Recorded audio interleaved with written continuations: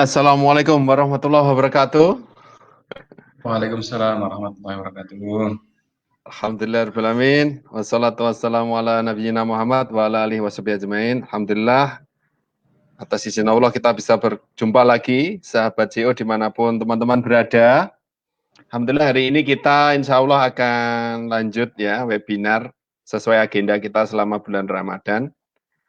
Hari ini kita sudah kehadiran tamu spesial. Beliau adalah teman, terus saudara, terus guru saya, Mas Hildan. Mas Hildan Oke, dari Malang ini beliau. gitu. Mas Hildan, bagaimana kabarnya? Assalamualaikum. Waalaikumsalam warahmatullahi. Alhamdulillah sehat semua. Semoga jenengan Alhamdulillah. sekeluarga juga mengatakan. Alhamdulillah. Amin. Amin. Hari ini beliau Mas Hildan akan sharing-sharing bagaimana ini jualan produknya mahal tapi juga masih bisa laris gitu ya. Nanti Ya, insya Allah. ini sangat menarik sekali ya bagi teman-teman pasti penasaran ya. Nanti Mas Hildan perkenalan dulu buat teman-teman yang belum kenal ini nanti mungkin usahanya apa, terus kita nanti hari ini membahas apa kerangkanya biar teman-teman bisa nyimak ini sambil nunggu yang masuk biasanya belakangan maksudnya enggak bisa langsung gitu. Oh, Monggo oke. Mas Hildan perkenalan dulu atau cerita dulu sejarahnya dulu kenal internet marketing sampai bisnis online gitu bagaimana gitu. Monggo Oh, Mas. bisa. Oke. Assalamualaikum warahmatullahi wabarakatuh. Waalaikumsalam. Semoga rekan-rekan di seluruh Indonesia yang menyaksikan live webinar ini dalam kondisi sehat, juga berlimpah rahmat Allah dan juga berlimpah hidayah dari Allah. Amin.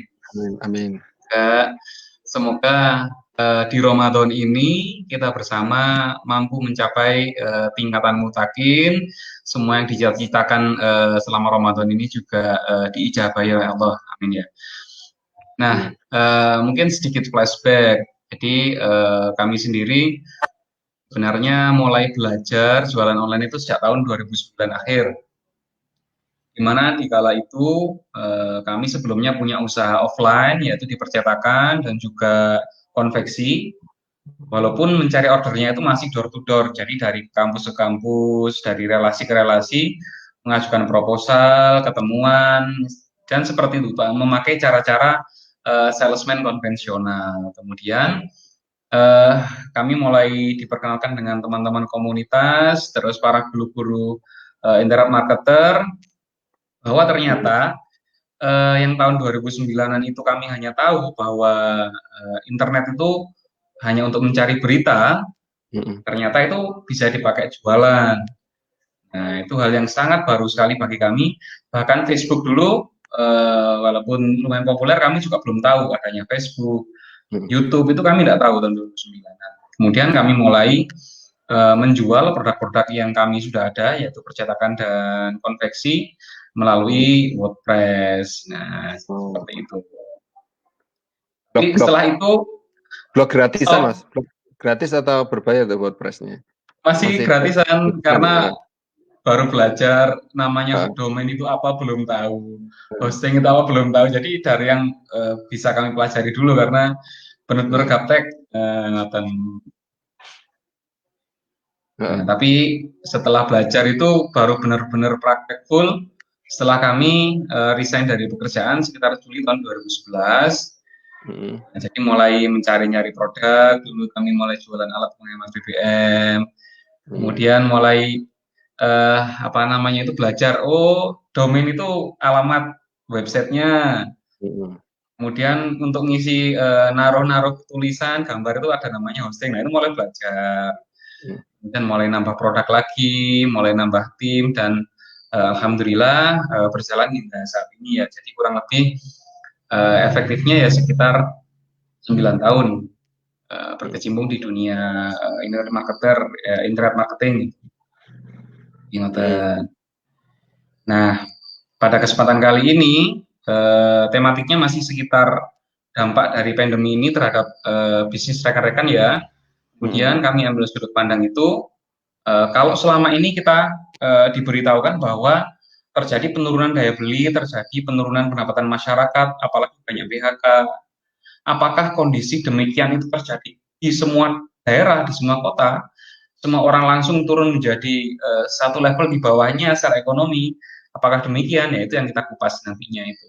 Sehingga pada saat ini pun sebenarnya masih bisa jualan produk mahal dan laris, asalkan kita tahu segmennya dan caranya. Caranya.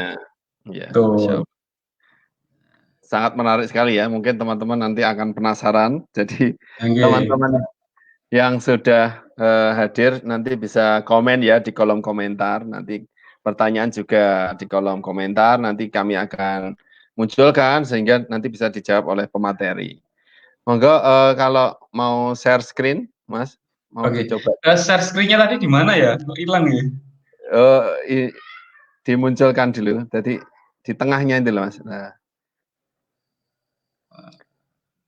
Uh, uh, dipilih tab-nya. Share screen, Oh, share audio, share screen. sebelahnya. Ya, Oke, apakah sudah kelihatan? ya Oh, tinggal sudah nggih? dibesar. Ya, dibesarin, tinggal dibesarin. Nah. Alhamdulillah. Oke.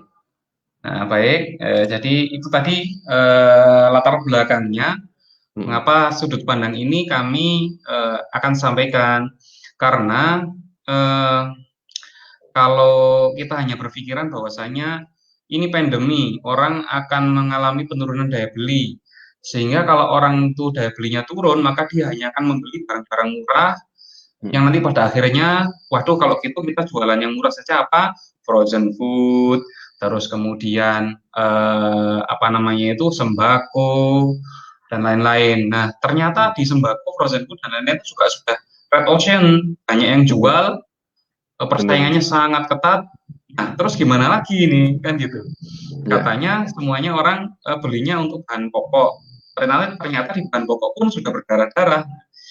Hmm. Eh, Materi kali ini, insya Allah kami akan mengangkat sebuah tema yang membuat kita punya optimisme bahwa nggak harus kita jualan sembako, jualan frozen food, ataupun mengikuti tren yang ayam-ayam ungkep seperti itu.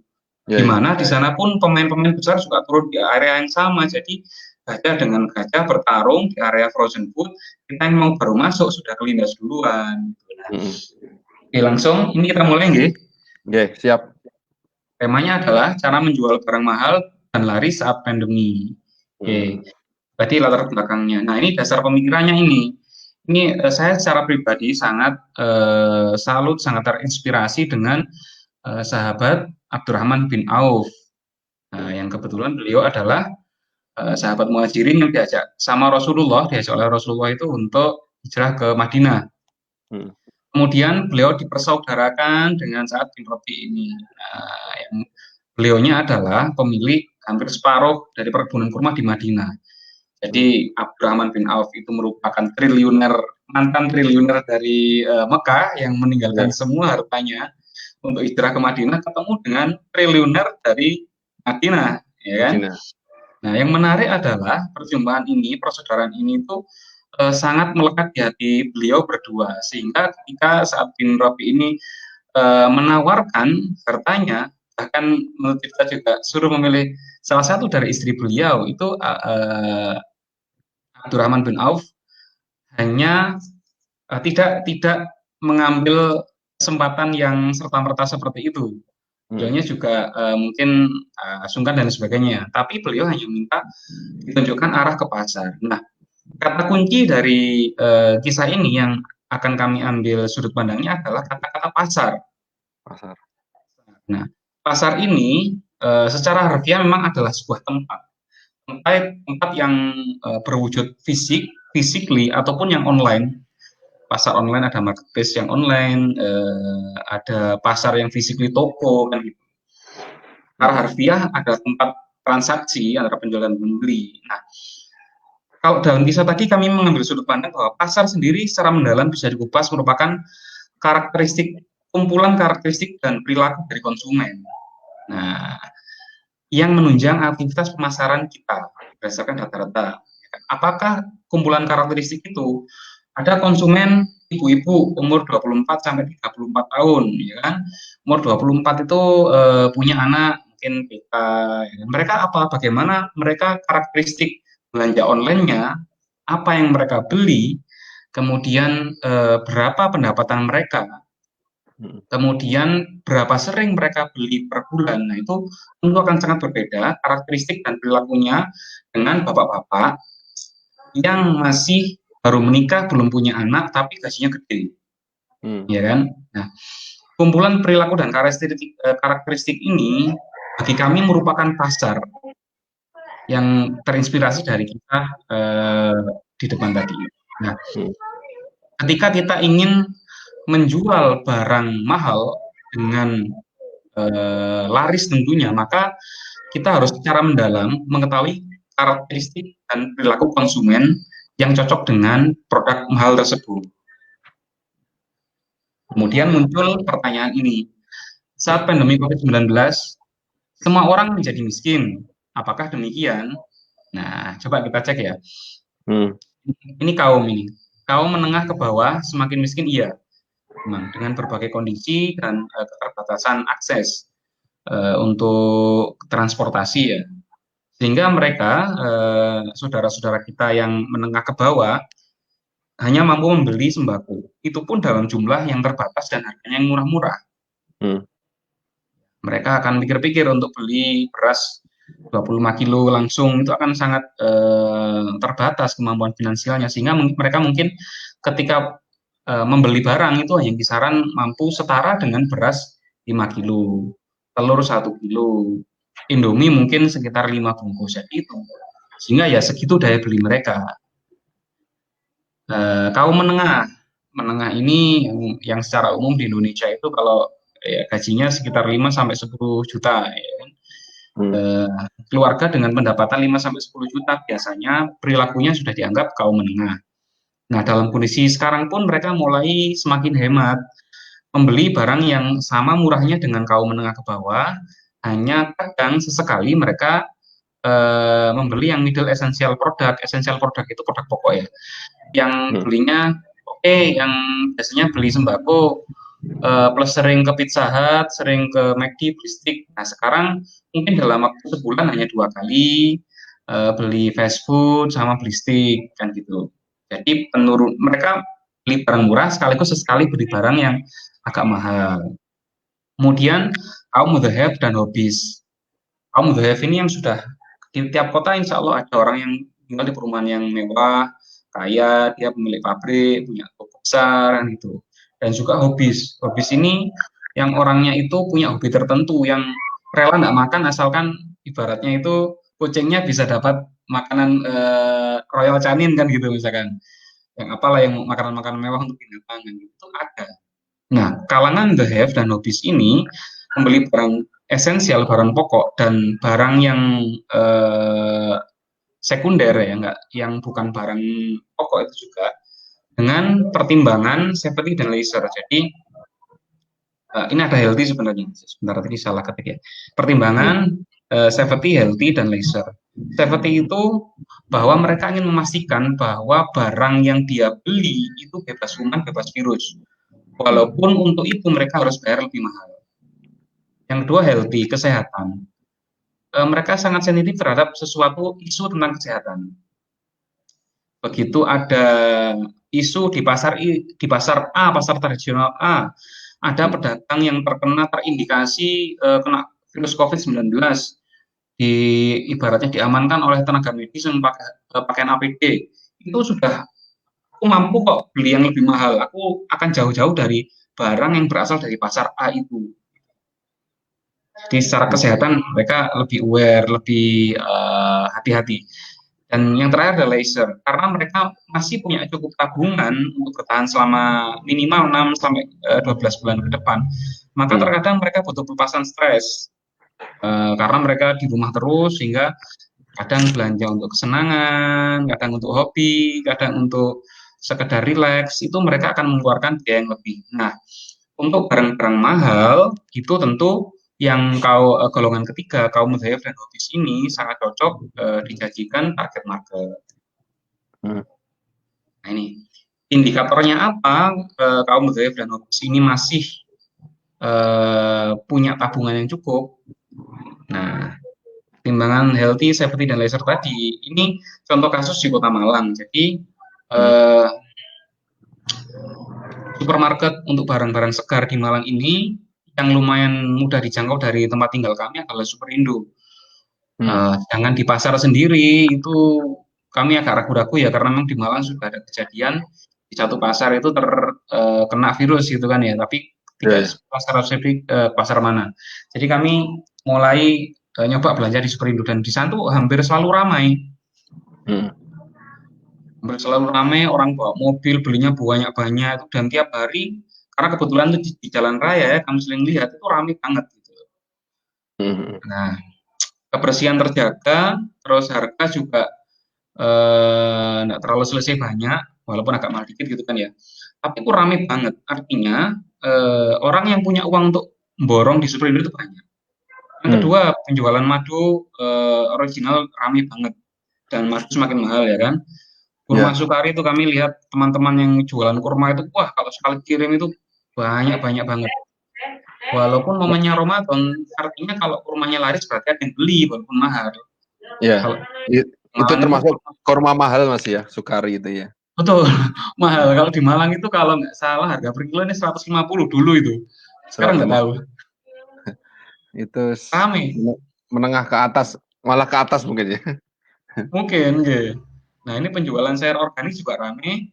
Yang kelima penjualan barang hobi. Nah, ternyata untuk hobi-hobi ini pernah ada teman-teman yang waktu webinar itu bilang minimal stabil lah, walaupun nggak naik-naik. Jadi untuk hobi burung, kucing dan lain sebagainya itu vitaminnya, makanannya itu masih stabil. Artinya orang nggak akan mengurangi porsi makan oleh hewan peliharaan tersebut gitu. Jadi gitu. Nah dari indikator ini indikator sangat kecil, bisa diperluas lagi, tiap kota mungkin beda. Kalangan mudhayaf dan hobis ini sebenarnya punya tabungan yang cukup mulai digunakan dalam jangka waktu 6-12 bulan ke depan dan merupakan target market yang potensial untuk menjual barang yang dengan keuntungan yang sehat bagi kita. Nah, ini dibalik data. Saya kemarin lihat data di penjualan terlaris di Tokopedia, ya kan? Misalkan masker, hand sanitizer, ya yang klasik-klasik itulah, termasuk daging juga. Daging terjual sekian ton dalam waktu berapa lama gitu kan ya. Nah, apakah indikator di marketplace seperti Shopee, Tokopedia, Lazada itu valid? Jawabannya iya, memang iya. Tapi itu ketika kita ingin jualan barang yang sama dengan di marketplace tersebut.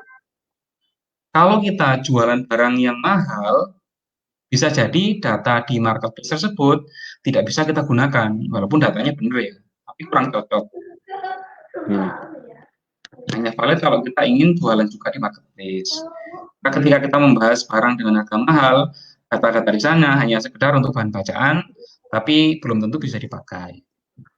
Nah, ternyata ini ada banyak konsumen yang tidak terdata dengan baik oleh mesin mencari di Google maupun data penjualan di marketplace. Karena mungkin secara nggak tahu hitung-hitungan pencarian itu nggak terlalu banyak gitu loh. Mereka nggak terlalu sering membandingkan barang, ya kan. Ketika cocok ya wis cocok aja, nggak usah banding-bandingkan kan gitu. Karena memang marketnya bukan yang sensitif terhadap harga. Nah, tugas kita adalah secara pribadi harus mengupas, memata-matai dan berdiskusi dengan pasar kita yang kita target. Nah, gitu. Jadi kita lihat perilakunya orang-orang yang mudhayaf ini rata-rata tinggalnya gimana sih? Biasanya ada di tiap kota itu pasti ada. Kalau di Malang itu daerah Araya, terus kemudian ada Dieng, ada mana ada. Mereka secara perumahan pun beda sudah. Maka perilakunya orang sana harus mulai kita lihat-lihat, kita keliling-keliling. Oh, kayak gini toh cara belanjanya. Oh, rumahnya daerah sini. Nah, itu nanti berguna. Misalkan kita mau menerapkan delivery ataupun ingin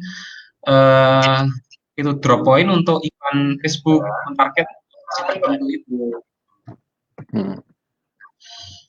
Karena mereka adalah tambang emas pribadi yang tersembunyi dari keramaian pasar.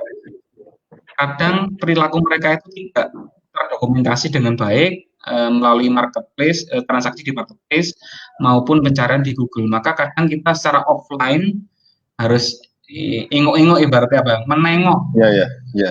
langsung gitu. Nah, ini penting karena terkadang teman-teman saya sendiri kadang ya, teman-teman internet marketer itu terpancang pada data-data kuantitatif yang disajikan oleh internet, ya kan? Tapi kondisi sekarang mereka harus beralih jualan lokal di tiap-tiap kota. Nah, tidak ada cukup data yang tersebar di internet, maka harus kita survei sesekali secara offline, bawa sepeda keliling gitu kan, yang lihat perilaku pasar. Benar. Karena sekarang ini situasinya tidak normal, maka jangan menggunakan cara-cara normal untuk meriset kondisi pasar dan juga meriset produk. Nah, tidak ada panduan saklek sebenarnya untuk riset ini, sehingga karena ini datanya agak sulit saya dapatkan melalui internet, maka akan saya melakukan riset online, offline, dan juga kadang insting gitu kan, nyoba-nyoba gitu kan ya. Nah, ini clue-nya itu petunjuk besarnya adalah sebenarnya di tiap kota itu masih banyak orang yang kaya yang perlu dipenuhi kebutuhannya. Hanya saja kita belum sampai ketemu beliau sehingga mengetahui benar-benar dia butuhnya apa. Perawatan rumah, perawatan pribadi, makanan itu kita belum tahu karena kita hanya terjebak pada data di internet. Jangan banyak dari mereka itu tidak punya akun sosial media, ataupun punya akun sosial media tapi yang diposting saya lihat itu hanya sekitar foto-foto liburan, itu tidak menunjukkan interest terhadap kebutuhan tertentu gitu. Jadi agak sulit untuk menggali data mereka. Sehingga kita perlu kadang-kadang jalan-jalan gitu kan. Makanya itu hati-hati terjebak oleh data-data yang di internet. Perlu juga kita menggunakan nalar dan logika tentang perilaku konsumen yang have dan hobis tadi itu. Nah, ini contoh alur berpikir ketika kita itu ingin menarget pangsa pasar have dan hobis dengan barang yang mahal dan nantinya harapannya adalah laris. Ini nih alur berpikir acak yang mungkin lebih mudah, insya Allah lebih mudah dipahami. Jadi gini, belum saya lanjutkan, kata-kata kaya yang pakai huruf kapital besar ini bisa diganti dengan frase memiliki daya beli atau kata-kata memiliki daya beli. Jadi orang kaya anggap saja siapapun yang punya daya beli gitu ya. Jadi saya bacakan ini. Orang kaya itu sekarang tidak bisa menggelar pesta ulang tahun secara massal. Maka dia menggelar home party dengan chef dan makanan premium di rumah saja, yang dihadiri ya keluarga-keluarga dekat. Sehingga kalau yang kita punya kafe, rumah makan, bisa dicoba paketan-paketan menu yang diantar ke rumah mereka masak sendiri. Kalau di Malang ini sudah mulai dicoba oleh Saboten Sokudo, makanan Jepang itu. Yang antar kompor daging ke rumah, ya kan? Sudah orang di rumah konsumennya dia itu masak sendiri. Nah, gitu. Tuh. Orang kaya tidak nyaman pergi ke salon rambut, maka dia akan mengundang ahli potong rambut ke rumah.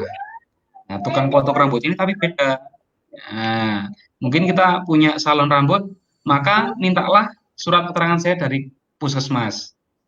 Kita bawa peralatan steril, terus kostumnya itu mirip-mirip dokter gigi. Jadi ada kita pakai masker, terus pakai safety goggles itu kacamata teropong. Jadi itu yang kita sampaikan ke konsumen. Jadi untuk meyakinkan dia bahwasanya memang tarif kita akan lebih tinggi dari biasanya, tapi dia akan terjaga keselamatannya, keamanannya karena kita ini bebas dari virus gitu.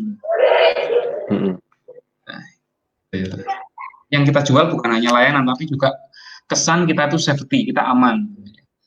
Orang kaya takut beli sayur, buah, daging di pasar tradisional, pedagang sayur keliling maupun toko konvensional, maka dia cenderung beli toko online yang menjual sayur, buah, dan daging organik yang safety dan bisa delivery order walaupun dengan harga mahal. Nah, ini beberapa teman mencoba mengulik untuk jualan buah, sayur, dan daging ini. Sepertinya potensinya sangat besar sekali karena mereka enggak males keluar rumah, mending order aja mahal dikit nggak apa-apa, asalkan safety banget ini yang jualan gitu. Aman gitu ya. Aman. aman. Jadi yang mereka beli itu justru bukan hanya makanannya, tapi rasa aman dan nyaman ketika didatangi oleh penjual yang kelihatan niat banget jualannya gitu, yang menjaga higienitas gitu. Itu yang dia beli, rasa aman dan nyaman. Kemudian nih, orang kaya takut rumahnya diborong maling, maka dia mengganti pintu kayunya dengan pintu baja motif kayu. Nah ini salah satu produk yang sedang saya stalking, ini keren banget itu iklan-iklannya. Jadi ketakutan kan sekarang banyak kemalingan-kemalingan ya. Jadi ini produk ini lagi booming, insya Allah ini lagi banyak iklannya banget itu. Nah, fiturnya ada 5 titik kuncian dan lain-lain gitu kan ya. Sidik jari lah apa gitu. Kemudian juga CCTV yang berkualitas bagus. Nah, orang-orang kaya akan dengan mudah untuk membeli produk-produk seperti ini.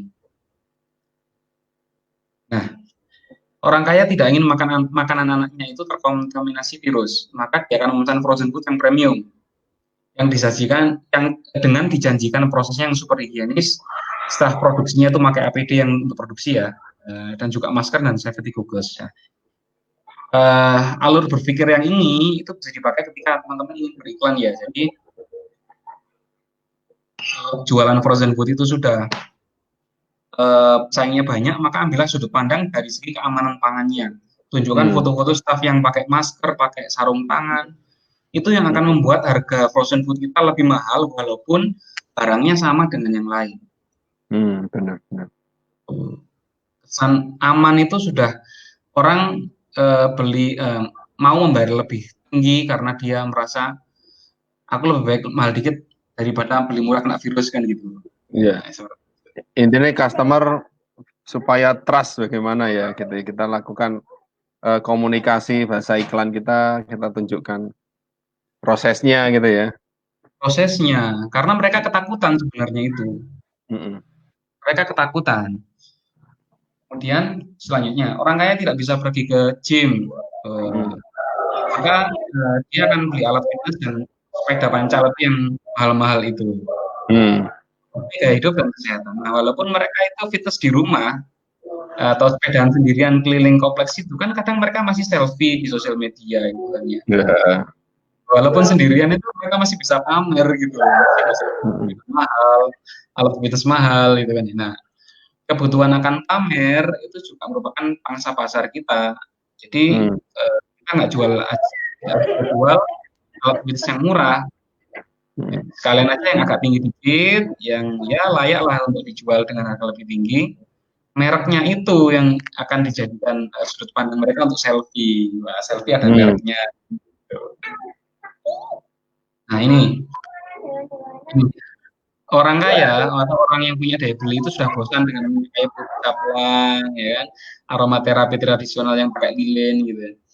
Ini tren yang sudah terjadi sekitar 2 tahun terakhir ya, sehingga maka mereka mencari essential oil impor.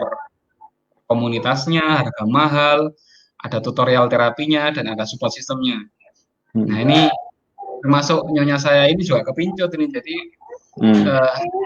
essential oil kecil itu harganya mulai 200.000, 700.000, bahkan ada yang harga satu botol itu 1 juta lebih gitu. Wow. Iya, itu impor dan itu barang laris banget. Dari US, dari Jepang, macam-macam gitu. Saya mikir ini biaya produksinya cuma berapa, tapi ketika aku membeli itu, tak lihat yang komunitas-komunitasnya itu kan ya, mereka ada rasa aman, nyaman gitu kan, karena misalkan gini, minyaknya itu jenisnya banyak, jadi ada kampus minyak, isinya bisa 20-an minyak lebih, namanya macam-macam. Untuk stres itu pakai oil ini, untuk kemudian membebas untuk diffuser ruangan biar bebas virus itu pakai oil ini gitu. Nah, ini kan sama-sama minyak ciri lah seperti itu ya, tapi dengan ada komunitasnya, ada tutorial cara mijitnya di YouTube, sehingga bisa dijual mahal dan laris. Konsumen tidak hanya beli minyaknya tadi itu, tapi kesannya kesan lebih rileks, kesan mewah, Terus kemudian dia merasa eh, oh di sini ini ada cara untuk pijit. Oh, bagian tulang Hmm. belakang ini yang dipijit dengan minyak ini, nanti jadinya lebih rileks, bebas stres. Jadi Hmm. imajinasi orang tentang minyak ini lebih luas banget. Ya, Sehingga ya. untuk membayar ratusan ribu sampai jutaan untuk satu botol itu enteng banget gitu kan ya. Nah, jadi seperti itu. Nah, yang tadi itu merupakan sudut pandang dan juga alur berpikir tentang berbagai produk, dan tentu masing-masing produk akan punya cara tersendiri dalam meningkatkan nilainya di mata konsumen sehingga bisa dijual dengan harga yang lebih layak. Nah, sekarang tugas kita nih, tugas kita ketika melihat banyak barang-barang yang sebenarnya masih bisa dijual dengan harga layak selain masker, hand sanitizer, frozen food, terus ayam ungkep gitu kan, masih luas banget. Jangan terjebak pada tren yang justru kita itu akan terinjak-injak di tren itu. Masih Hmm. banyak Pak. Ini tugas kita adalah yang pertama itu menemukan lokasi berkumpulnya orang-orang kayak tadi tinggal. Hmm. Karena ada memang beberapa lokasi itu yang ngumpul mereka tinggalnya di situ. Gitu kan. Itu yang kita target untuk iklan, untuk sebar brosur, mungkin untuk menyiapkan pengiriman ke daerah sana, gitu kan. Sehingga kita siap. Yang kedua adalah apa pilihan makanan mereka. Makanan dalam hal ini adalah bukan hanya makanan ya, tapi ini ingin saya sampaikan itu adalah produk dan servis. Misalkan Hmm. orang-orang kaya itu butuh servis AC, butuh untuk apa namanya itu disinfektan tempat tidur gitu. Nah, di Malang Hmm. itu ada servis-servis seperti itu dan memang menarget kalangan menengah dan ke atas. Per Hmm. satu tempat tidur misalkan itu saya pernah riset itu harganya 100.000 sampai 200.000 untuk membersihkan dari kuman. Dan itu tunjukkan before after setelah disedot pakai alatnya itu kumannya banyak ngumpul gitu. Nah, itu sugesti Hmm. orang untuk walaupun aku sudah punya vacuum cleaner tapi ini kayaknya beda banget alatnya ini. Ini lebih canggih ini kan gitu. Hmm. Ya, bisa mereka bayar mahal untuk membersihkan tempat tidurnya, belum lagi untuk sofanya, belum lagi untuk membersihkan kamar mandinya. Jadi bisa dari satu rumah itu teman-teman yang mungkin di cleaning service bisa meraup banyak sekali pendapatan dan mereka rela bayar tanpa nawar-nawar kan gitu. Ya. Itu yang konteks makanan ini. Yang ketiga adalah apa akun sosial media mereka. Tentu ini akan memudahkan kita untuk berkomunikasi, beriklan dan sebagainya ya. Biasanya Instagram itu lumayan menarik untuk mengiklankan ini. Ya kan. Nah, untungnya beberapa orang kaya yang seusia kita, usia 25 sampai usia 39-an gitu kan ya, itu Hmm. di kota-kota itu sudah mulai sering ngupload kegiatan di sosial media sehingga kita tuh bisa tahu, oh dia lokasinya ternyata di daerah sini tuh rumahnya, perumahan apa gitu yang mewah-mewah. Oh ya sudah, berarti orang di sekitar dia kemungkinan juga sesama kayaknya dengan dia. Kita bisa stalking Hmm. melalui sosial media. Oh rumahnya kayak gini toh. Oh kalau melihat dalam rumahnya kayaknya ini dia butuh jasa membersihkan karpet, jasa ini, juga butuh servis ini. Jadi dari Hmm. sosial medianya dia itu kita bisa melihat rumahnya dan bisa melihat potensi uang yang ada di dalam rumahnya untuk dimonetize, untuk kita berikan penawaran membantu dia merawat rumahnya. Hmm. Yang keempat, nah ini saya menemukan bahwa di beberapa eh, grup WhatsApp itu ada yang kumpulan, misalkan konsumen dari Starbucks, ya kan, itu ada grup WhatsApp-nya misalkan ya, konsumen dari Superindo itu ada grup WhatsApp-nya. Nah, kita coba-coba datangi tempat-tempat yang lumayan mewah tersebut dan Hmm. tanya-tanya apakah ada grup WhatsApp-nya. Kita join ke situ. Yang buatkan grup WhatsApp adalah adminnya dari toko, tapi kita dapat database banyak konsumen karena kita satu grup WhatsApp. Oh, gitu ya. Bisa ya. Ide jadi. Itu saya gabung sekarang dengan salah satu grup AI itu hanya untuk riset Hmm. seberapa aktif dan seberapa besar potensi anggota grup AI tersebut. Gitu. Nah kan lumayan kalau kita masuk ke grupnya orang-orang kaya itu kan tinggal panen aja kasih nama, nanti ya sekedar chit-chat untuk saling kenal, kita perkenalan diri, dan siapa tahu kita bisa ngirim penawaran yang sesuai dengan kebutuhan dia. Enak itu nggak usah repot-repot nyari database yang sudah dikumpulkan di situ. Iya. Yang kelima ini adalah menyusun penawaran yang melebihi ekspektasi mereka. Karena mereka punya uang, maka mereka tidak hanya beli barang, tapi mereka juga beli imajinasi. Mereka akan mereka akan merasa seperti apa ketika membeli servis atau produk dari kita. Nah, karena itu mereka inginnya sih bayar mahal dikit nggak apa-apa, tapi harus servisnya melebihi rata-rata, harus benar-benar puas. Penawaran kita harus mampu menampung ketakutan mereka, keresahan mereka, terus mungkin kekecewaan mereka. Itu kita harus mulai melihat, oh kalau orang kaya itu inginnya yang safety, maka penawaran staf kami sebelum memasak akan memakai harus mencuci tangan dengan sabun cuci tangan, kemudian memakai masker, kacamata dan juga sarung tangan ketika memasak. Nah itu kita ceritakan sehingga kita tahu ketakutan mereka, kita berikan solusi atas ketakutan mereka. Itu kan penawaran yang cocok dan melebihi ekspektasi mereka. Oke. Seperti tadi kami sampaikan bahwasanya kata-kata orang kaya itu adalah simbolisasi saja. Itu simbolisasi dari orang yang punya daya beli. Tidak harus punya harta miliaran, enggak. Biasanya orang yang punya daya beli ini dalam kondisi sekarang itu, yang pertama adalah orang yang punya tabungan memang banyak, yang kedua itu punya bisnis, yang ketiga itu pegawai yang masih digaji normal. Contohnya saudara-saudara kita yang ASN ya atau PNS ya, itu dari segi penghasilan kan lumayan stabil. Nah itu juga potensi banget untuk dijadikan target market ya. Mereka secara penghasilan stabil kok, karena mereka kan tidak dihitung omsetnya, tapi sudah ibaratnya itu masuk kantor, penghasilannya sudah ditetapkan oleh negara. Jadi itu jualan ke mereka itu lumayan stabil untuk omsetnya ya. Kemudian gini, hampir di setiap kota itu ada orang kayanya, atau setidaknya orang yang perilakunya mirip orang kaya, gayanya jumlah uang yang dibelanjakan itu mirip orang kaya. Nah itulah target kita ketika ingin menjual barang dengan harga tinggi dan inginnya nanti laris. Temukan mereka itu yang karakternya mirip-mirip orang kaya itu, kemudian kenali secara mendalam kelompoknya itu tinggal di mana, terus rata-rata punya bisnis atau PNS atau apa gitu.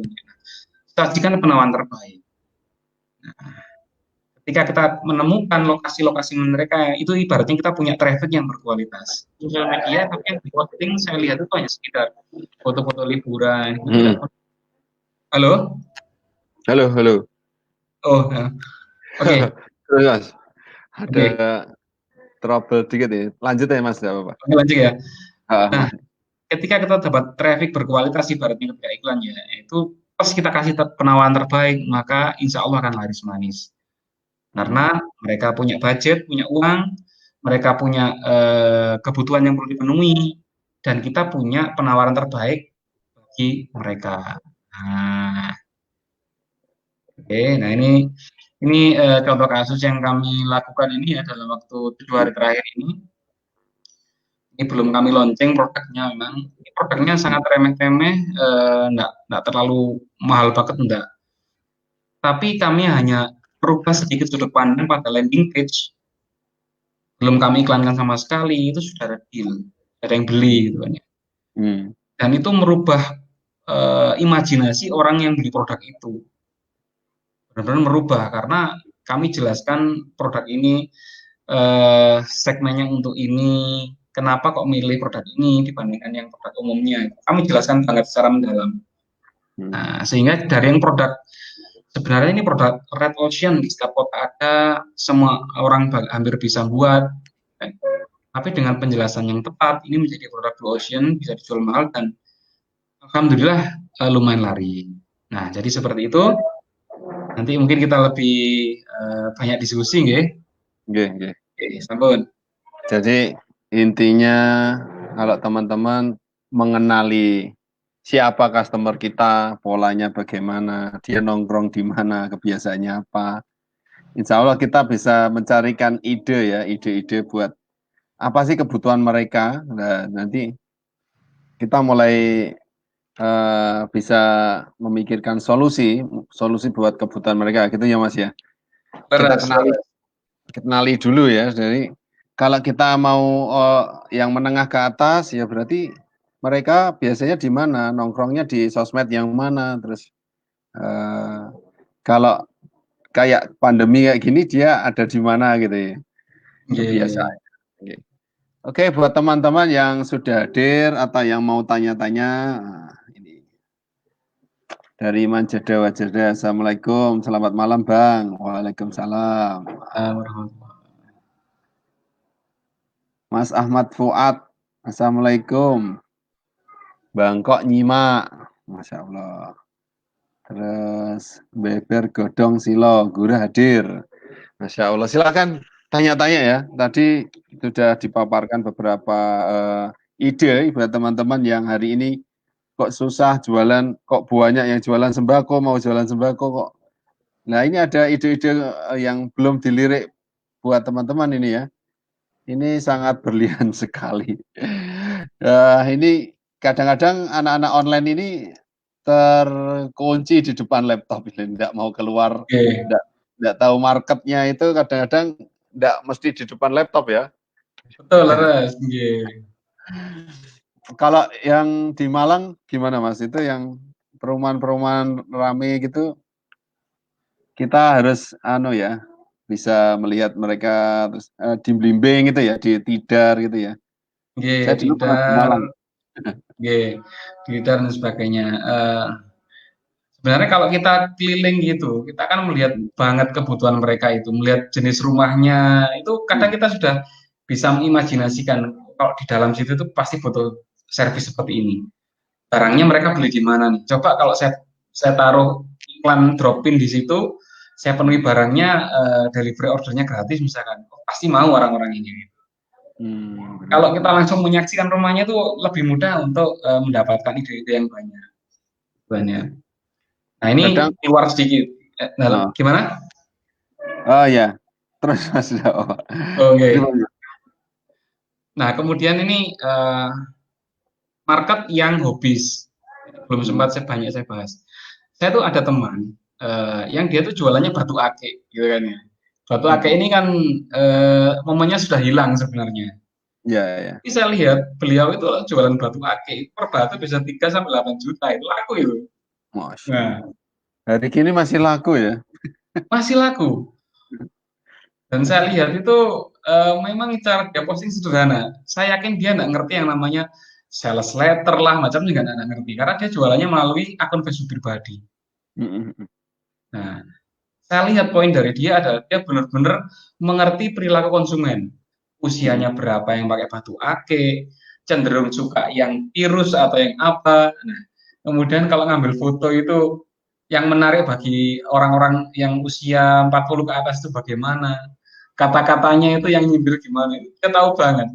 Dan saya lihat itu orang kadang dia cara jualannya dengan nyindir-nyindir gitu kan ya. Ya. Jadi dari segi internet marketing itu enggak masuk belas, tapi ternyata bagi dia dan komunitasnya itu gaya-gaya bahasa kayak gitu tuh masuk banget. Ada dunia lain ini yang kita Dunia harus yang belajar dan mendalaminya. Oke. Nah, belum lagi teman-teman yang hobi mungkin bonsai atau aquascape, apa namanya itu yang bikin akuarium dari apa ya namanya itu kayu-kayu itu kan mahal itu. Ada Itu laku. tumbuh-tumbuhan hidup ya, tumbuh-tumbuhan Terus hidup. dunia hobis yang otomotif. Saya pernah nonton videonya Fitra Eri, beliau yang pembalap itu ya. Nah, beliau itu pernah nge-review tentang jasa untuk coating atau lapisan film yang biasanya kaca film itu, tapi untuk bodi mobil, ya kan? Mobil-mobil mewah itu gitu. Dan itu laris. Kira-kira berapa tarifnya itu? Satu mobil. Nggak tahu, nggak ngerti Mas. Berapa Mas? 50 juta. Oh, Masya Allah. Iya. Saya tuh heran loh. Hanya untuk melapisi bodi mobil dengan lapisan tertentu dan awet selama 5 tahun. 50 juta dibeli dan laris banget. Nah, Berarti artinya ada segmen-segmen orang-orang yang belanja senilai segitu gampang masih ada ya gitu ya. sangat banyak. Hanya saja karena itu data mereka itu tidak tercapture di internet, ada di Iya, laptop, iya, iya. ya kan? Sangat banyak sekali. Belum lagi pasar barang-barang antik, ya kan? Lemari antik, terus Gucci, macam-macam itu yang dinilai kan bukan fisiknya tapi historinya. Ya. Iya, iya, iya. Ini ada beberapa pertanyaan yang masuk, Mas, mungkin. Oke, monggo. Ini. Mas Raffi Muhammad, kenali secara mendalam itu jalin komunikasi personal dengan Mas? Nomor kita kah?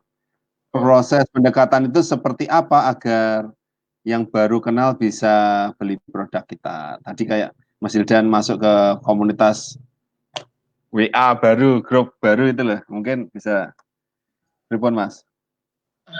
Jadi gini, misalkan hobis ya, hobis tentu kita kalau hobi burung akan masuk komunitas burung.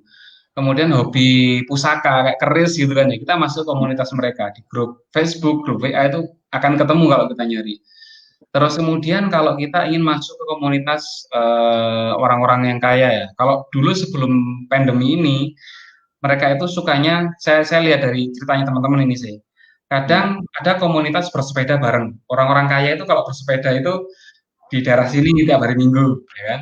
Sepedanya itu Brompton yang kadang harga apa namanya itu garpu depannya itu sok belasan juta, ya kan? Nah, jadi kita kalau masa pandemi ini memang agak sulit ya karena nggak bisa ketemu langsung ya. Nah, jadi kita itu mulai nyari-nyari artikel. Kadang saya nyari artikel di internet nih tentang komunitas di Malang. Saya lihat komunitas-komunitas di Malang di beritanya itu apa? Oh, muncul komunitas alumni sekolah sekolah Tionghoa di Malang, misalkan gitu ya, misalkan ya. Oh, mereka ini banyak bergabung dan beraktivitas di daerah sekitar sini. Nah, coba misalkan kita nggak bisa berkomunikasi ya, taruh aja dropin di situ untuk iklan Facebook misalkan. Nah, kita mancing-mancing di situ. Kalau zaman dulu enak, ada komunitasnya gitu, kadang ada acara-acara kita masuk, kita ikut, itu masih bisa masuk. Nah, kalau sekarang ini harus nyari trik-trik lagi bagaimana agar iklan kita mudah sampai ke mereka. Kemudian kadang kita juga butuh pertemuan, misalkan kita jualan jasa ya, cleaning service ya. Kita dapat iklan, dapat prospek di daerah tertentu. Nah, mintalah waktu, walaupun hanya 5 menit, ya kan? Boleh enggak kita berkunjung ke rumah? Wis sebentar saja. Saya akan pakai perlengkapan safety lengkap, misalkan sarung tangan, masker lengkap. Loh, kok kenapa ingin ke rumah saya? Oh, saya ingin benar-benar mengenal konsumen, ingin tahu saran dan kritiknya, gitu. Jadi ketika dalam satu komunitas orang-orang kaya itu kita kenal satu saja, kemudian kita itu akrab dengan beliau, tidak melulu tentang bisnis ya, kita saling sharing gitu aja. Dia beli atau tidak beli nggak masalah. Kita dikenal aja itu sudah alhamdulillah. Kita servisnya kita bagus, nah kan ya Om nanti referensikan ke teman-temannya ya kalau misalkan butuh bantuan. Dari satu orang itu jadi pintu gerbang untuk kita masuk ke komunitas yang lebih besar. Gitu loh. Oh iya, gampang.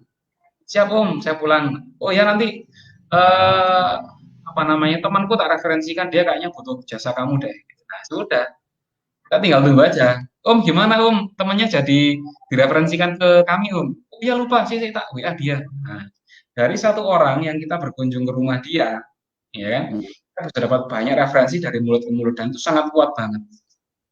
Mereka punya uang, tapi mereka tidak bisa mempercayai sembarang orang. Dengan referensi itu, kita kan banyak dapat database secara natural. Si Om tadi, si A, mereferensikan ke si B ke si C. Dan enak gitu kan ya, mereka tahu urutan informasinya, semuanya bergerak ke yang pertama tadi. Dan mereka akan sangat percaya.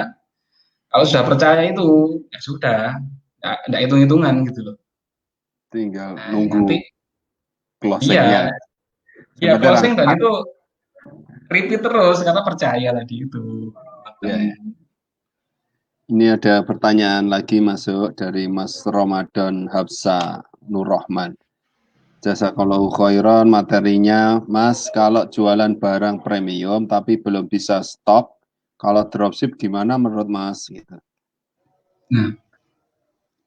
Nah, ini pertanyaan bagus. Karena kami sendiri itu jualan barang beberapa item alat kesehatan dan alat safety itu nilainya juga ada yang belasan juta. Yang kemarin itu deal ya lumayan besar gitu kan ya. Itu dropship, nggak Mm, masalah sama sekali. Wong barangnya ada di Jakarta, misalkan ya kami kirim ke luar pulau gitu, nggak masalah. mm, Transaksi barang murah dan mahal ini sebenarnya sama, sama capeknya ya kan, mm, sama susahnya ya kan. Kalau deal juga sama senangnya, hanya beda nominalnya. Secara mindset sama. Kalau dia trust, kita bangun kepercayaan dengan dia, kita melayani, kita kasih informasi, kita bilang aja ini barang di teman kami yang dia importer. Barang mm, nggak ada di kami, tapi di teman kami. Yes, apa adanya gitu aja. Kami ini perwakilan dari teman kami untuk menjualkan. Bagaimana? mm, Setuju apa enggak? Ya setuju, ya sudah setuju. Kalau enggak setuju, ragu-ragu, oh enggak apa-apa misalkan ragu-ragu karena ini barangnya mahal ya. Mungkin Bapak punya teman atau saudara di dekat lokasi kami, enggak apa-apa kunjungan aja ke kantor. Biar mm, tahu kantor kami. Walaupun nggak ada barangnya loh ya. Kami biasa seperti itu. Barangnya mm, nggak di sini loh Pak ya, tapi bisa dikunjungi di kantor, nanti kita diskusi, kalau deal barangan kami datangkan. Sama sekali mm. tidak masalah. Ya, ya, Karena customer itu bukan kadang bukan butuh melihat barangnya, tapi butuh ketemu orangnya, butuh trust, butuh bangun kepercayaan. benar, benar, benar. Ya, Ini itu aja cara sih. salah satu cara biar kita mudah ya, apalagi produk-produk yang nilainya besar. Itu kan nggak serta-merta Oke, melihat gambar langsung transfer gitu, tidak mungkin ya. Ada beberapa betul. perjalanan gitu loh ya. Oke, Iya. itu dari Mas Ramadan ya. Ini dari suhu Malang juga ini, Masya Allah. Aduh, saya nggak berani jawab. Aduh, ini dulure sampean nih Mas. Piye Nah, iki? ini guru saya ini, Mas Yuda ini. Untuk strategi awal branding produk dan edukasi market lebih baik pakai media apa ya Mas? Medsos masih efektif kah? Anu sebelumnya saya nyuwun sewu suhu. Iya, iya. Beliau nanti juga akan ngisi juga di webinar kita. Nanti teman-teman untuk jadwalnya silahkan ikuti di Instagramnya Juragan Online. Oke. Monggo Mas. Iki gak dijawab kualat pernah ya. Nah, ini nggak dijawab kualat, jawab ini tamain. Iya, iya. Oke, ini saya coba nggih. Hmm. Ini studi kasus di barang-barang kami alat kesehatan dan safety. Itu pertama dari SEO, dari SEO ya. Kami pernah secara aktif itu nelponi klien untuk produk tertentu. Itu Hmm. responnya nggak dianggap sama sekali. Kita proaktif nggak dianggap. Tapi Hmm. ketika dia mencari di Google, ketemu kita, dia nelpon ke nomor yang kita buat nelpon dia itu, dia lebih Hmm. percaya. Karena posisinya ketika kita ngubungi dia, kita yang butuh. Ketika dia nyari di Google, ketemu kita, dia yang butuh. Gitu. Hmm. Sehingga ketika dia butuh, dia itu malah, Mas tolong carikan barang ini, carikan barang ini. Nah itu terbangun trust. Hmm. Dan ini memang untuk barang-barang tertentu yang orang itu cenderung nyarinya di Google, bukan dia ketemu di sosmed, bukan dia butuh dan punya budget, dia nyarinya di Google. Itu lebih enak lewat SEO atau iklan Google. Hmm. Untuk barang-barang yang mungkin premium tapi lebih tepat melalui sosial media, tentu mungkin perlakuannya Mas juga lebih tahu gitu. Mana suhunya sosmed deh piye iki. Nah, gini wah ini berat ini. Ya silakan teman-teman yang ingin bertanya ya di kolom komentar. Nah, sambil nunggu pertanyaan teman-teman, mungkin kan ada yang sebagian kategori bisnis itu memang benar-benar lumpuh ini ya, seperti yang di Malang itu Mas. Wisata di Malang kan banyak itu. Oke. Sebagai pemilik bisnis yang ada turunannya, misalnya wisata, travel, penginapan, itu benar-benar Travel, ya. sama sekali tidak ada Halo? pemasukan. Halo, halo, cek. Wah, ini mungkin ada gangguan ya. Gimana Mas? Cek, cek. Halo? Halo, halo. Oh, kita tunggu dulu. Mungkin ada gangguan. Ini jelas sekali suaranya, Mas Hildan. Oh, oke, oke, oke. Ah, Oke. Mungkin balik lagi ya, seperti teman-teman yang ada di kategori pariwisata, travel, hotel itu yang benar-benar lumpuh atau kena pukulan telak ini ya. Ini menurut Mas Hildan bagaimana ini? Kita harus berganti bisnis sementara dulu untuk menyelamatkan cash atau bagaimana Mas menurut pandangan jenengan? Bisnis teman-teman itu boleh saja lumpuh, tapi ada satu hal yang menjadi modal besar banget, yaitu database konsumen. Oke lah, mereka tidak lagi, kalau mahasiswa itu kan travelnya Malang dan ke Juanda. Mahasiswa tidak lagi ada di kota Malang, mereka pulang kampung semua dan otomatis travel mereka tidak bisa menjalankan usahanya. Tapi kita masih punya database nomor WA mereka. Nah, apa yang bisa kita jual ke mereka? Banyak banget, mulai dari camilan, terus kemudian frozen food, ataupun apa namanya itu kursus online, ataupun apa yang namanya ya kosmetik, ya kan? Kan kita punya database dan mereka di rumah mereka masing-masing punya kebutuhan, gitu loh. Jadi jangan hanya berpikir bahwa usaha travel, wisata itu berhenti ketika wisata ditutup. Enggak, database itulah yang akan menjadi tambang emas kita. Ribuan itu database-nya. Saya yakin ribuan teman-teman travel itu. Walaupun beda kategori, tapi sekarang hari ini kan butuh semua gitu ya. Kita coba Betul, betul dicoba saja. sekali. Lawang ini salah satu divisi kami kan fashion. Itu kemarin lagi booming-boomingnya, ada COVID, turun. Nah ya sudah, jualan tempat herbal. Ya, gimana lagi kan? Benar-benar. Enggak. Teman-teman bisa memanfaatkan dari harta karun yang Karun. nggak usah bayar lagi, nggak usah buat iklan lagi, nggak usah ya, yang sudah ada ditawarin aja produk-produk yang sekarang laris gitu ya. Oke, misalkan khusus pelanggan travel kami dapatkan 10% untuk pembelian kosmetik ini atau pembelian perawatan rambut ini gitu kan ya. Itu kan mereka masih oh iya dari travel yang dulu aku sering langganan. Oh tapi mereka sekarang menawarkan haircare loh ya. Kan mereka kenal kita, trust dengan kita, tinggal oh ganti aja produknya kan gitu aja. Iya, iya. Nah, Gitu kalau teman-teman Malang ini mungkin ada pengalaman Mas yang sudah curhat ke Mas Hildan ini. Berbagai teman kalau di Kediri kan ada yang sudah tutup, sampai terancam PHK atau ganti pivot bisnis ganti sementara. Itu kalau di Malang pripun Mas? Mungkin bisa di cerita. Malang teman-teman kami itu ya beberapa terjun ke industri makanan. Ada yang sudah punya kafe, punya GoFood, jadi dioptimalkannya di GoFood dan GrabFood itu ya. Delivery Jadi ya, beberapa, delivery ya ya. betul delivery. Beberapa kami lihat itu belum menyadari bahwa mereka punya database konsumen tadi itu, sayang banget. Iya, iya, Jadi iya. masih bingung untuk menentukan arah bisnisnya di masa sekarang. Padahal Iya, ya seperti saya bilang tadi itu tinggal alihkan saja produknya itu insya Allah masih bisa panen gitu loh. iya. Yang Jadi, terpenting terjadi iya, penjualan, kita validasi, betul, kita hajar betul. saja gitu ya. Hajar saja. Terus, Mas? Nah, itu kami sendiri juga mengalami penurunan yang signifikan di beberapa divisi. Ya, tapi ya sudah alihkan saja produknya. Kita tetap jalan. Bagaimanapun nanti kan yang masuk usaha apapun yang masuk itu kan sama-sama rupiahnya, nah, dihitung di laporan keuangan kan rupiahnya bukan jenis usahanya gitu. Iya, Jadi iya. itu database konsumen itu monggo dibuka-buka lagi, mulai di broadcast lagi, dijalin, dibangun ikatan emosional lagi. Jadi kita jual barang baru, mereka tetap ingat, oh iya ini langgananku cuma ganti barang gitu aja. Iya, benar-benar. Ada sebagian teman yang teman-teman tulis komentar ya kalau mau tanya ini sambil nunggu pertanyaan teman-teman saya yang tanya ini. Mungkin ada sebagian teman-teman ini yang pemilik bisnis, kemudian leadernya. Kita kan COVID ini sampai bulan apa kan belum tahu juga. Itu kesulitan dalam mengambil strategi ya. Kalau sampai Agustus saya harus lakukan ini, kalau sampai tahun depan saya harus lakukan ini.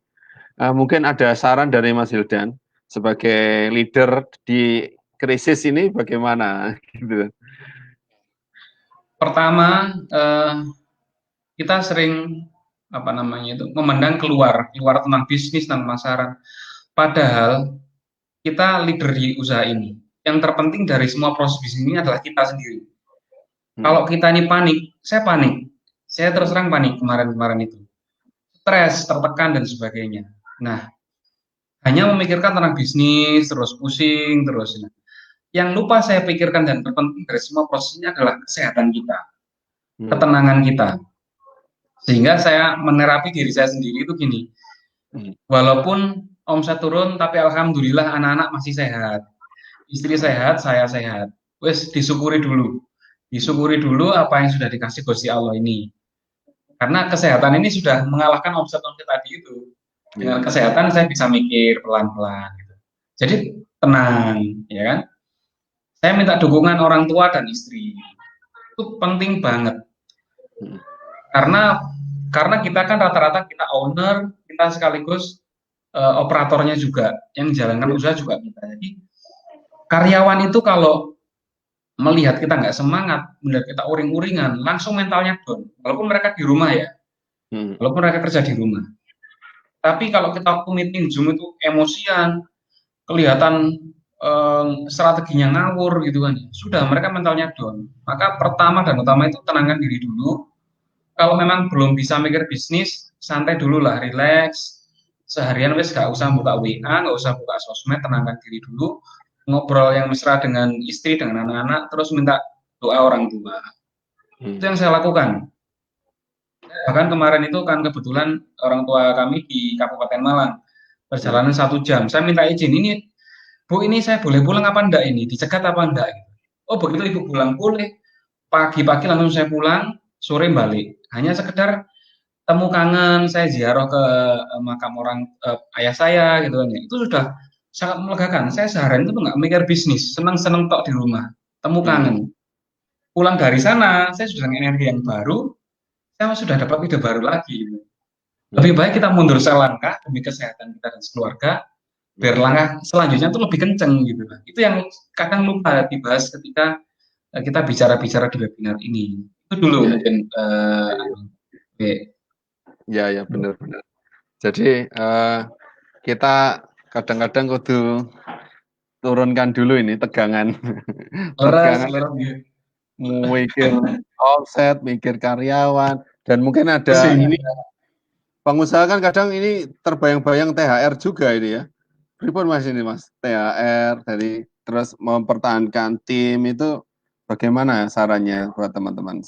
Sebisa mungkin di kita itu harus, kalau bisa kita yakinkan komunikasinya gitu loh maksud saya, komunikasi ke tim itu perlu atau bagaimana, nanti saran dari Mas Hildan mungkin. Sekitar bulan kemarin itu kami berkomunikasi secara terbuka. Kita sampaikan data keuangan, omset mereka, terus kondisi di luaran. Kondisi seperti ini, ya kan? Keuangan ini kasnya ditunjukkan gitu Mas? Maksudnya gini, misalkan gini ya, kita ini, tak bilang gini kemarin tuh, target kita selama tahun ini tidak akan menjadi perusahaan terbesar atau terkaya, tidak. Target kita adalah survive, selamat. Nah, karena targetnya selamat, kita harus mencapai omset sekian. Selamat itu artinya kita masih bisa gajian. Dan tim tidak ada yang dirumahkan, dipecat. Nah, ketika kami munculkan target omset sekian, itu ya lebih rendah dari target tahun kemarin. Tapi itu harus dicapai, kita bersama capai. Saya sendiri sewaktu-waktu diminta tolong oleh rekan-rekan saya, siap. Saya bilang gitu. Tapi omset harus tercapai. Omset ini harus tercapai sampai bulan Juli. Kalau Juli tidak tercapai, ya kita tidak bisa berbuat banyak. Mungkin salah satu dari kita harus berpisah. Gitu. Jadi kita harus benar-benar sampaikan kemampuan keuangan kita itu sampai bulan apa, target kita itu kita turunkan, tapi harus ada angkanya nih, per bulan harus mencapai berapa juta misalnya. Dan itu beri garansi pada mereka bahwa kita sebagai leader itu akan ada di depan. Mereka butuh apa kita ada, mereka mau berkeluh kesah kita ada, mereka ada kesulitan klien kita ada, mereka ada masalah pokoknya kita selalu ada. Sehingga mereka nggak berpikiran, wah enak rek pimpinan rek hanya tinggal nerima gaji, nerima omset, nerima profit, tidak merasakan kegelisahan mereka sebagai karyawan. Kita merasakan semuanya. Bahkan saya membuktikan gini, mungkin di awal-awal usaha kami saya sendiri yang jualan. Tapi setelah hampir 10 tahun kan dihandle CS. Mungkin CS berpikiran bahwasanya, alah Pak Hildan ini mungkin sudah nggak bisa jualan lagi. Tapi kemarin saya buktikan ini loh, saya closing satu pickup gitu kan. Real itu. Closing dengan cara saya sendiri satu pickup barang. Saya membuktikan pada mereka bahwasanya aku jadi dodolan rek gitu loh. Ayo semangat gitu. Itu harus benar-benar didemonstrasikan di hadapan mereka. Ini loh, sak pickup aku closing. Jadi mereka semangat. Kita memberikan motivasi berapi-api, tapi kita tidak bisa memberikan bukti. Itu sudah, insya Allah tidak akan ngefek gitu kan di masa sekarang. Ya, perlu komunikasi, terus contoh juga ya, contoh yang real.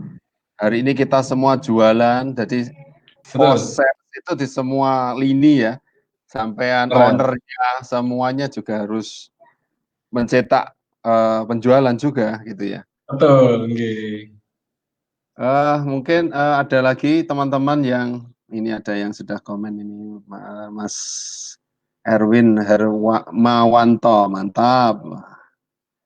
Kemudian ada Mas Ralik Fani Utomo hadir menyimak. Monggo silakan ya tanya-tanya ya. Ini ngobrol santai loh Mas ya. Nggih. Moga-moga. Ini kan tidak terasa 1 jam lebih. Kita nanti. Oh sudah 1 jam. Ya gini ngobrol-ngobrol. Siapa tahu dari obrolan santai ini ada teman-teman yang buntu idenya.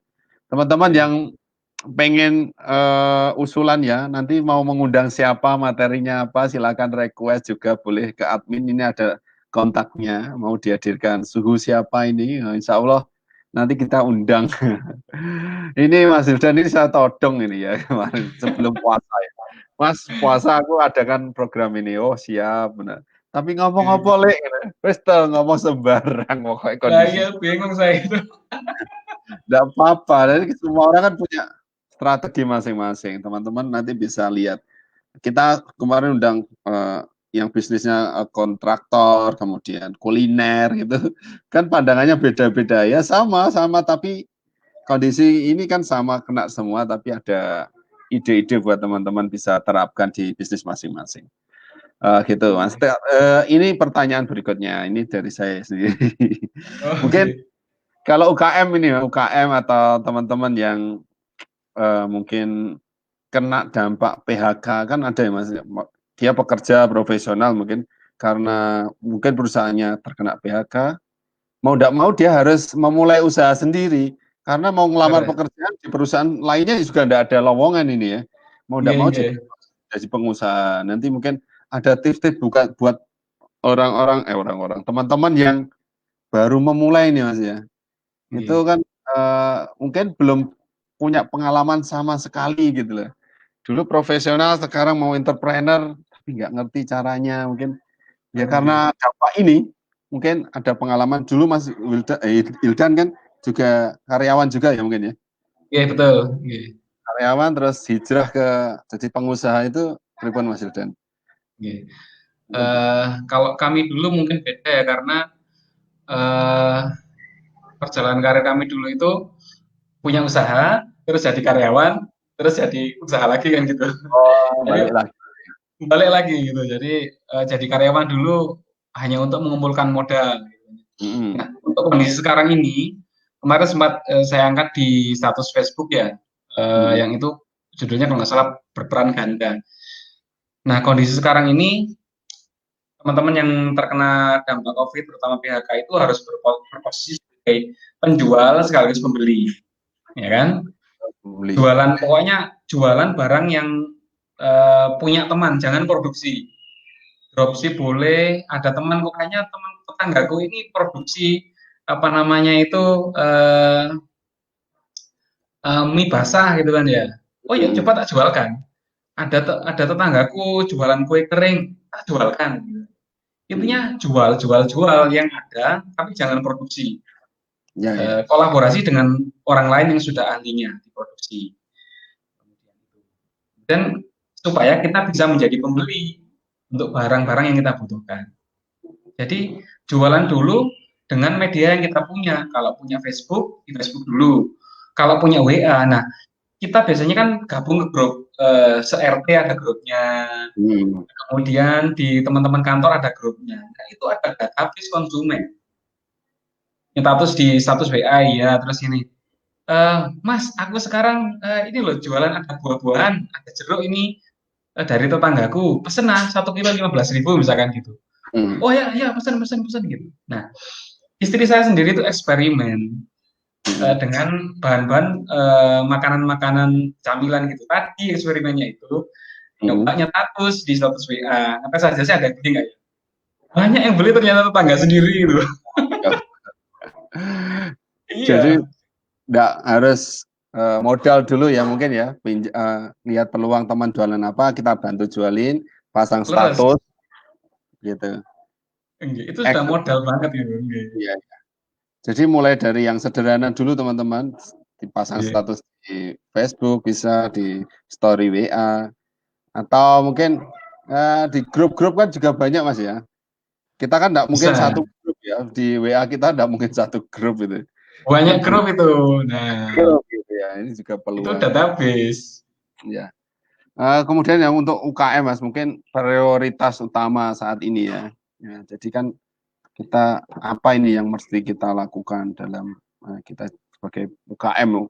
Kalau dulu kan 98 kan UKM itu enggak terdampak juga. Tapi hari ini kan kita ada tantangan. Tantangannya tidak hanya krisis ekonomi, tapi kan kegiatan ekonominya kita kan dibatasi juga, ada social distancing ini. Jadi UKM jadi kena juga. Jadi prioritasnya bagaimana ini? Jadi mungkin menurut Mas. Menurut kami yang pertama dan utama adalah cash. Hmm. Kalau ini cash itu simpel banget prinsipnya. Keluar uang sekecil dan selambat mungkin, masukkan uang sebanyak dan secepat mungkin. Secepat Keluarkan mungkin. uang itu misalkan gini, kita mungkin punya hutang di supplier ya.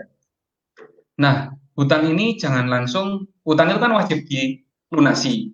Hanya saja waktunya kan boleh diundur. Nah, jangan dilunasi di depan karena cash kita akan langsung habis. Kita nggak akan bisa gerak lagi. Scheduling di-schedulekan dulu. Pak, nanti utangnya yang kemarin tinggal 5 kali, panjang jadi 8 kali ya, biar nyicilnya lebih ringan. Gitu. Kemudian mulai dicek lagi pengeluaran-pengeluaran variabel yang nggak penting. Yang biasanya IndiHome ada paketan TV-nya harganya 500 ke atas, wes paketan TV-nya di stop dulu. Yang kemarin apa namanya itu pengeluaran-pengeluaran untuk pengharum ruangan, terus pengeluaran yang macam-macam yang mewah-mewah itu kurangi dulu. Terus ada stop numpuk itu daripada numpuk lebih baik dijual agak rugi daripada numpuk karena itu menjadi cash, menjadi darah segar. Ya. Masukkan uang dari stok yang numpuk-numpuk itu diskon aja, diobral aja wes gak masalah. Itu yang pertama untuk mengelola kesehatan cash. Yang kedua adalah harus masukkan uang secepat mungkin. Ya tadi itu ada database kan ibaratnya ini utang sudah kita jadwalkan ulang atau lego cicilannya ringan ke supplier ya kan. Terus pengeluaran yang nggak penting juga sudah kita stop. Nah selanjutnya adalah bagaimana mendatangkan uang cepat dengan uang besar dengan cepat. Nah, itu tadi kita punya database, teman-teman kita punya barang-barang. Wis di databaseku ini tak promosikan barangmu. Tetap aja seperti itu. Ya, benar-benar. Saya sendiri juga promosikan yang tadi saya deal 1 pickup itu barangnya teman saya juga gitu. Gak modal ini, pokoknya memindahkan. Yang penting hari ini mending pegang cash gitu ya Mas ya, daripada Mending punya stok banyak tapi kita pusing sendiri, tapi lah cash kan bisa bergeliat ini mau ngalor ngidul kan masih enak gitu strateginya. Tapi kalau kita masih punya barang yang menumpuk, sudah nggak bisa ngapa-ngapain. Nggak bisa ngapa-ngapain, mati langkah juga. Mati langkah gitu. Ini Mas Ralik ini tanya ini Mas Fani Utomo, apakah barang yang dijual mahal harus selalu diikuti margin laba yang tinggi? Bagaimana positioningnya produk merek baru terhadap pesaing terutama harga? Nah, ini masuk ke perilaku konsumen. Kalau kita harapannya kita jual barang mahal itu kan keuntungannya lebih besar tentu ya. Kita jualan rumah dengan jualan keripik itu pasti sekali deal itu banyak kan jualan rumah ya kan. Ya benar. Kenapa kita milih jualan rumah? Karena untungnya besar di awal. Sehingga kalau jualan barang mahal ya wajib marginnya harus besar. Kalau nggak gitu resikonya besar banget. Iya. Iya. Rugi 10% dari barang seharga 100.000 itu lebih enak daripada rugi 10% dari barang harganya 10 juta. Kan gitu. Sama-sama 10%-nya. Iya. Nanti rupiahnya lebih besar. Sehingga kalau jual barang mahal, pastikan marginnya juga besar. Karena resikonya juga besar itu. Resiko kalau barang cacat, dikembalikan, itu pasti tinggi banget. Kemudian, bagaimana positioning produk merek baru terhadap pesaing utama, pesaing terutama harga. Nah, positioning barang harga. mahal,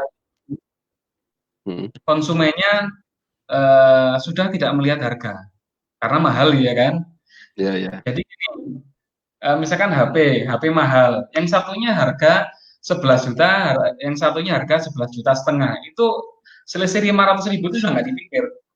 Yang dipikir adalah ini memorinya berapa ini? Yang satunya RAM-nya cuma 4 GB, yang satunya 6 GB. Alah 100 cuma selisih 500.000, aku harus beli yang 6 GB aja sekalian kan gitu. Iya. Jadi pembandingnya kalau barang mahal itu bukan lagi harga, tapi fitur-fitur manfaat yang lebih besar mana yang diperoleh. Contohnya lagi gini, yang saya sampaikan tadi, misalkan jasa untuk yang membersihkan sofa pakai sedotan tadi itu, pakai mesin sedot tadi itu. Orang-orang kaya itu di rumahnya sudah pasti punya vacuum cleaner, ya kan? Yeah. Kenapa kok dia order lagi vacuum cleanernya orang lain dengan harga mahal gitu kan? Nah, benar. Berarti kita harus meyakinkan di rumahnya Anda memang ada vacuum cleaner, tapi bukan vacuum cleaner untuk bunuh bakteri. Saya toh yang punya, gitu kan? Maka pakailah jasa saya. Nah, harga akan tertutupi dengan benefit yang diberikan. Oh iya ya, vacuum cleanerku memang mahal, tapi tidak bisa membunuh virus. Jasa itu bisa ya sudah. Ayo, yang penting aku sehat nggak kena virus gitu. Jadi harga akan tertutupi oleh benefit. Gitu. Walaupun kita pendatang baru loh ya. Benefitnya apa nih? Jadi mulai dipikirkan dari sudut pandang customer ya. Nanti kita biar tepat untuk kita jual produk kita. Oke, teman-teman. Tidak terasa larut malam ini. Lebih sampai 1,5 jam. Ini saya pengumuman dulu Mas ya. Nanti sebelum kita nanti minta pesan dari Mas Hildan ini buat teman-teman. Jadi biar kita selamat semua, mungkin ada pesan-pesan. Saya pengumuman dulu. Jadi besok hari Rabu tanggal 6 Mei kita akan ada webinar seperti saat ini dengan pematerinya Ahmad Fikri, ini owner FCK Factory. Ini masih muda sekali, umurnya kalau enggak 20, 21 saya kalau enggak salah. Masih muda tapi karyawannya banyak dan bagaimana nanti sharingnya. Jadi temanya adalah mental business owner. Jadi teman-teman bisa mengikuti webinar seperti hari ini nanti di jam yang sama. Kemudian program webinar ini dibikin untuk kita menggalang donasi ini ya, donasi kepada masyarakat yang terdampak COVID. Kita nanti akan serahkan kepada rumah zakat. Kita sudah bekerja sama dengan rumah zakat, kemudian berbagai komunitas yang sudah mendukung program webinar ini. Ada TDA Kediri, ada Kadin Kabupaten Kediri, KPMI Kediri, dan banyak beberapa komunitas lainnya. Oke, itu pengumumannya. Nah, ini kembali lagi kepada pemateri ini. Mas, ini mungkin pesan terakhir yang mungkin bisa jadi bekal ini buat teman-teman yang sedang buntu, ada yang sedang bingung mau jual produk apa. Hari ini kan bahas produk mahal pun juga masih bisa digarap ini. Tinggal kita Masih bisa. mengenali customernya gitu loh ya. Customernya Oke. butuhnya apa, kita eksekusi gitu. Mungkin pesan dari Mas Hildan ini sebagai ujung acara hari ini. Oke. Eh, pesannya hanya satu. Jadi ketika kondisi tidak menentu, ketika biasanya kita bisa berharap banyak dari bisnis kita dan sekarang tidak bisa berharap, eh, pasrah kepada Gusti Allah itu akan sangat membantu banget dan sangat terasa sekali di hari-hari ini. Jadi itu penting banget karena kalau kita ibarat gondolanya itu langsung kepada yang di atas, olah itu tantangan-tantangan ini ya ibaratnya itu segojangan, segojangan itu makanan sehari-hari. Jadi tidak perlu dirasakan segala sesuatu ini pasti berakhir. Jadi yang penting kita sekarang selamat dulu, selamat kita ibadah, kita dekat dengan keluarga, selamat dulu, jangan kemungsungan untuk jadi kaya itu jangan di zaman-zaman sekarang. Mikirkan selamat ke diri kita dan keluarga, dekat dengan di atas. Terus nanti ketika ini sudah berakhir, monggo jika ingin ngebut untuk mencapai target, scaling up, kaya raya silakan. Tapi sekarang kita cool down dulu, mendekatkan diri dengan yang di atas dan keluarga. Yang penting selamat. Biar kita tidak terlalu stres, kita lebih legolilo, lebih pasrah, dan pikiran itu lebih padam. Jadi mungkin itu saja. Ngaten nggih. Oke. Alhamdulillah ya, ngobrol-ngobrol santai banyak ilmu ini dari Mas Hildan ini. Masya Allah. Mas nanti kapan-kapan kalau diundang lagi mau ya Mas ya. Insya Allah, insya Allah. Baik teman-teman yang kita terdampak COVID ini tidak hanya kita sendiri, Mas Hildan, saya, semua orang sadonyo, sadonyo. Dan ini terjadi karena takdir Allah juga ya. Jadi kita harus tadi ya pesannya dari Mas Hildan. Ya wes terimalah sehingga Gusti Allah kembali saja ke Gusti Allah. Gitu. Sabar, kemudian ikhtiar juga. Tapi tidak lupa untuk jaga kondisi kesehatan. Kita nanti ngewobot tapi ternyata drop kan ya jangan sampai teman-teman. Nanti akan sia-sia gitu loh ya. Jangan sampai teman-teman kena, jangan meremehkan lah wes pokoknya kita tidak ngerti kena apa enggak gitu. Mungkin sebisa mungkin kita menjaga karena dengan kita menjaga kita juga menyelamatkan keluarga kita. Nah, gitu. Nanti tetap tertib saat ada SOP-nya masuk rumah gitu ya, setelah keluar mungkin berikhtiar cari nafkah keluar, nanti balik juga harus diperhatikan juga. Mudah-mudahan Mas Hildan dan keluarga senantiasa dijaga Allah, bisnisnya lancar, bermanfaat bagi umat. Teman-teman yang nyimak, saya doakan juga lancar ya, tidak ada terjangkit corona ini, tidak mengenai dan selamat semua, insya Allah, bismillah. Insya Allah. Itu teman-teman, terima kasih yang sudah hadir, terima kasih pada pemateri, jazakallahu khairan, Mas Hildan. Semoga kita bisa ketemu lagi, Mas. Amin, amin. Biasanya main ke Malang ini nggak bisa ya, kita silaturahmi lewat kayak gini. Oke, teman-teman, kita tutup dengan doa kafaratul majelis. Subhanakallahumma wa bihamdika asyhadu an la ilaha illa anta astaghfiruka wa atubu ilaik. Saya selaku host magang ini, mohon maaf bila ada salah kata, belepotan ini. Assalamualaikum warahmatullahi wabarakatuh. Ketemu lagi di webinar. Sampai jumpa lagi, Mas.